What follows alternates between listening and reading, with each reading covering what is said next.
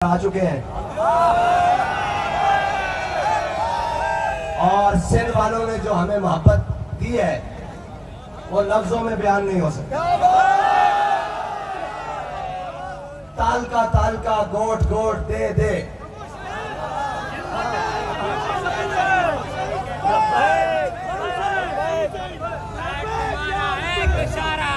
और मेरी ये ख्वाहिश है कि अब हम सिंध को अलविदा कह रहे हैं, सिंध की धरती को।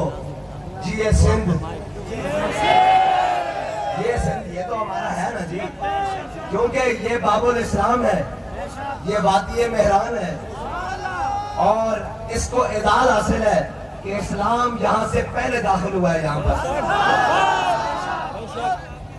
और जी ये सिंध की आवाम भी, वो भी हमारे सिंधी भाई हमारे जिन्होंने हमसे इतनी मोहब्बत की।